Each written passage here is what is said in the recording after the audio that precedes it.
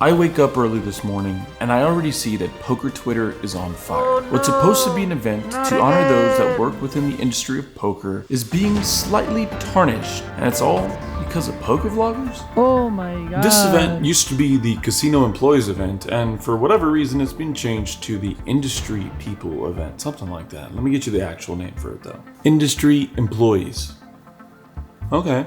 To kick things off every single year, Event 1 is meant to be an event for those that are within the poker industry to play amongst themselves, to enjoy a very special time and a shot at a WSOP bracelet. This year, the industry event, or the industry employees event, is slightly different because there seems to be a bit of a gray area where poker vloggers are actually being allowed to play because I guess they're being considered industry employees? Oh my god. They're definitely industry adjacent. Are they industry employees? I guess that's the rub.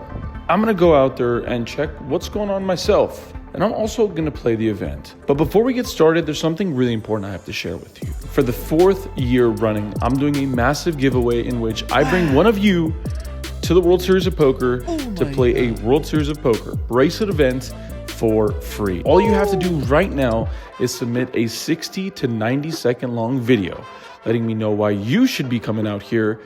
All you have to do is send it over to this email right here, c2bpoker@gmail.com, to enter for your chance to win. I do think that poker vloggers should be allowed to play. What the hell is this guy talking about? What even is a poker vlogger? Does anyone that has ever uploaded a hand, even some video at the poker table, considered a vlogger? Like, what's the baseline? And that's where I think there has to be a line that's drawn. I don't know, maybe I'm wrong.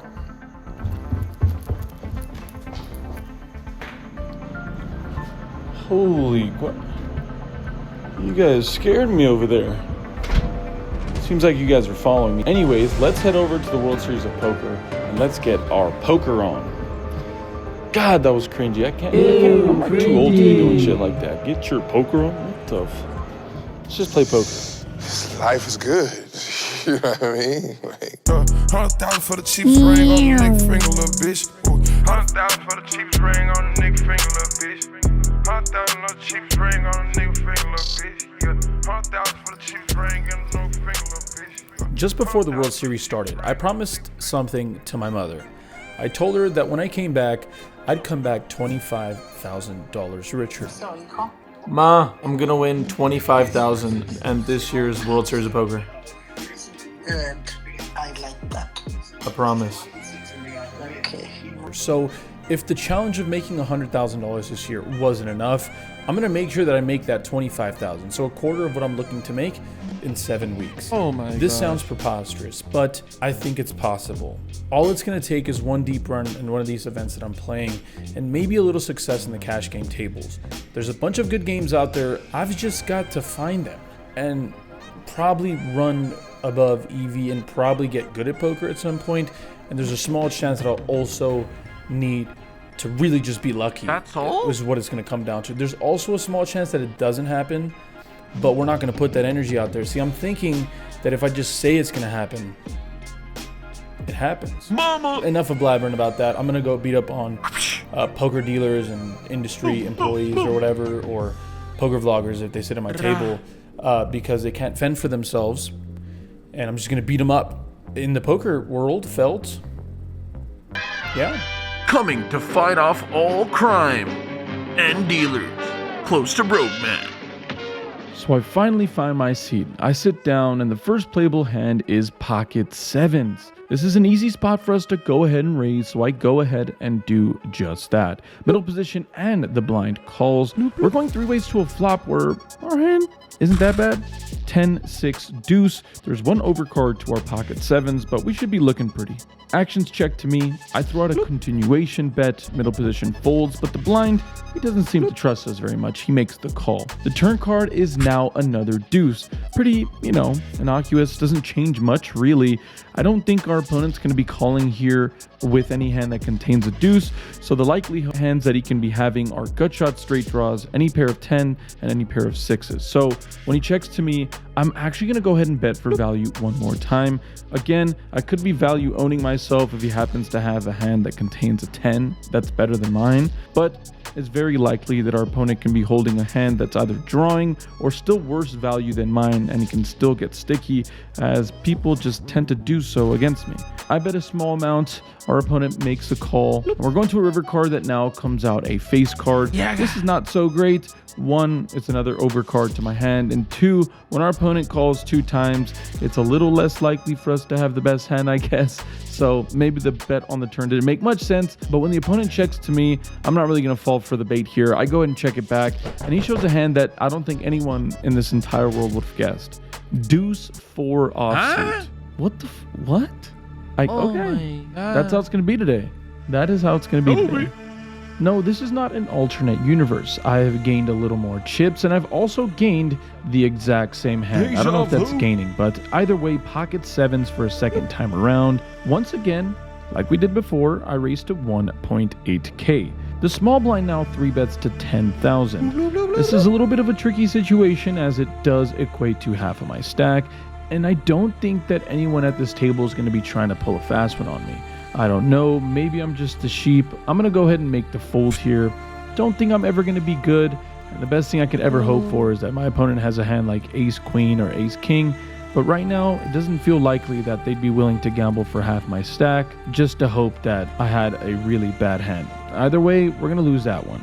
Well, on the very next shuffle, once again, I'm going to stay busy. King Jack this time around, finally getting rid of those pocket 7s. Shout out to Wolfgang. I raise it. The cutoff now 3 bets to 4,000 chips. The button then cold calls and the action's back over to me.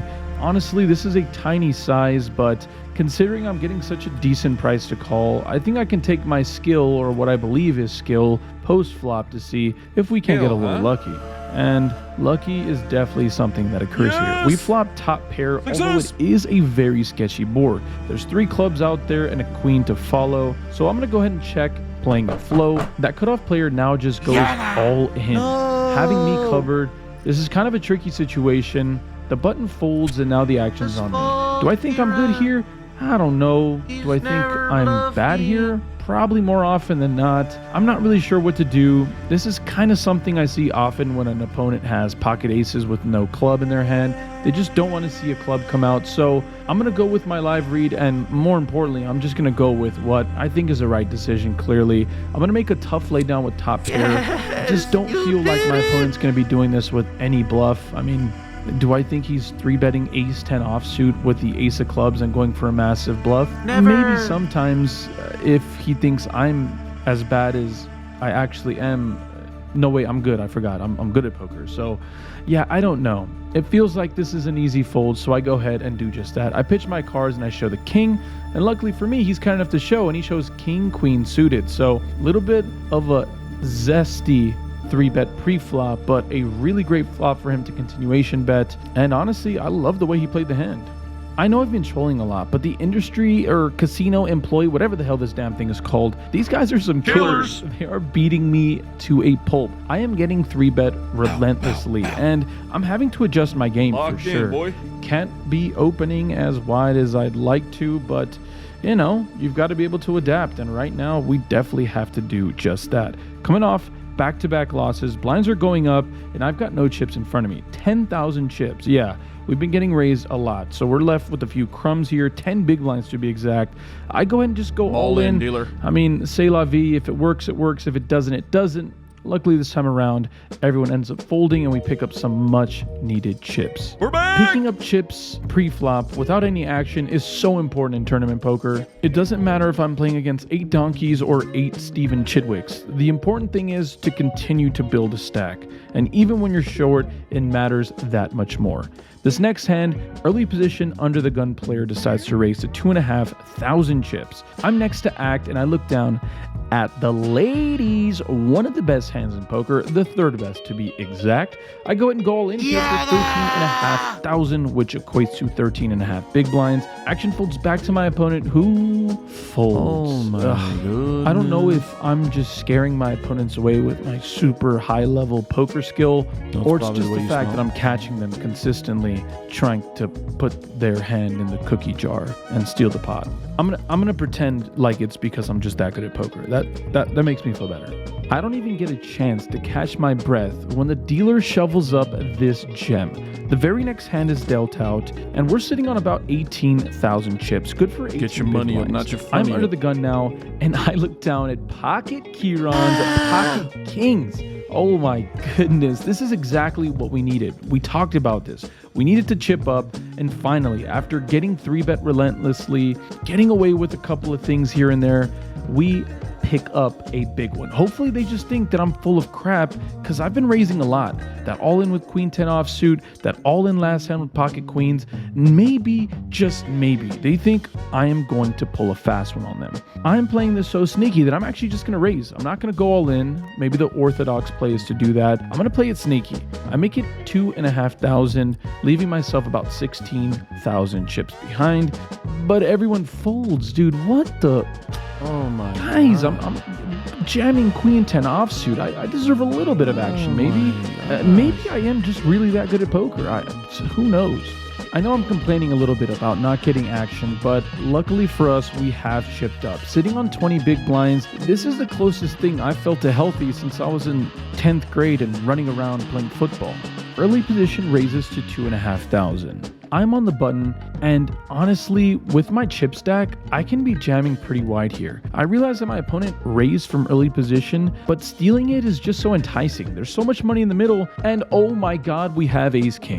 We don't even have to steal it. We can just go all in, hope we get called by worse, and just win. Or catch up if we get called by a pair, but either way, I'm all in. It's the easiest part in poker is when you have simple decisions like this. Action folds back to my opponent, and he's got it all right. We went all in like 6 times in a row. Absolutely no one has given me any action, and they've seen the vlogs. They're a couple of awesome people. They know that I'm full of crap most of the time, but it seems like I've just got the fattest live tail that has been permanent markered Sharpied across my forehead. Value is what it says right on the top of my forehead, and he folds. What in the actual fuck is going on? How do they just keep folding? They just know. Every time, they just know. Alright, at this point, I have made the decision. I'm clearly the worst player at this table. I have no idea what's going on. I feel like I'm completely in the mud, and although I've won a bunch of pots in a row, it feels like it's been for potato chips. Less than potato chips, like the air that's in the bag in the potato chips, that's what it feels like. I'm just treading water at this point. But once again, we're bailed out, because the deck has been blessing us to an unbelievable level. I pick up pocket queens here in early position. This is exactly what we needed after coming off the back of queens, kings, ace, king, and back to queens. I race at 2,700 chips, but we get 3 callers here. Both the blinds and the middle position player come along 4 ways to a flop, which is pretty sketchy until it comes out 10 high. We flop an overpair, and there is a flush draw out there to worry about. I go ahead and bet pretty big here, leaving myself only about 12,000 chips behind. I make it 6,000 to go. The cutoff now raises to 15,000 chips, and that's not a great sign. I don't think he's ever going to be doing this as a bluff, and after the blinds fold, the action is on me. Do I think he's bluffing? Probably not. Now the question I pose to myself is, can he do this as a semi-bluff with the ace-high flush draw? I think there's a small chance that he can be. Is there ever a chance that he just thinks I'm full of crap and he has a hand like ace 10 or king 10, some kind of random strong top pair holding? I think that's pretty likely. Is there any chance that he has a hand like 8-7 of clubs, so maybe middle pair and a flush draw? Do I think he can ever do this and turn a hand like that into a bluff? I think that's not a bad idea, but what are the hands that he has for value? Well, he probably doesn't have pocket 10s, because that hand probably 3-bets pre-flop, but then again, I don't know. It seems like everyone's had my number to this point. Pocket 7s and pocket deuces seem fairly likely, as those hands could call pre-flop, but if I'm being honest, in a table like this, most people have been pretty tight to this point. So I've left myself with only one real stone cold value hand, which is pocket 7s. I think we can all agree that a hand like pocket 10s 3-bets pre-flop, and I don't think deuces is going to be getting that loose all that often pre-flop and calling my raise, considering I've been raising only premiums to this point. All that to be said, I've left myself with a ratio of significantly more semi-bluffs or even value hands that are worse than mine. than hands that are just straight up beating me, which are sets, and random 2 pairs just don't make sense here. I go ahead and go all in. A little more than what the opponent raised, and he pretty quickly calls. And he called so fast I knew I was stone dead. He flips over pocket sevens, the one hand that has me drawing absolutely thinner than the ice in the glaciers. Wait, are they like not even freezing anymore? Let's not go down that road. Anyways, we're looking for a miracle. Any queen, dealer, please and thank you. The turn card comes out. I need a queen. I could see it out of the corner. It's a picture card. It's a queen. It's a jack. Oh my God. That's so brutal. It's like, why did you even tease me like that? Well, luckily, look, we still have 6% going to this river. It's not even a sweat. It's just a brick. It's a 3. My tournament comes to an end in such brutal fashion. An overpair gone to dust. Queens to kings to ace king to now queens being the reason we fall out. I thought the ladies were supposed to have our back. I thought we were cool with the ladies. Clearly, we weren't.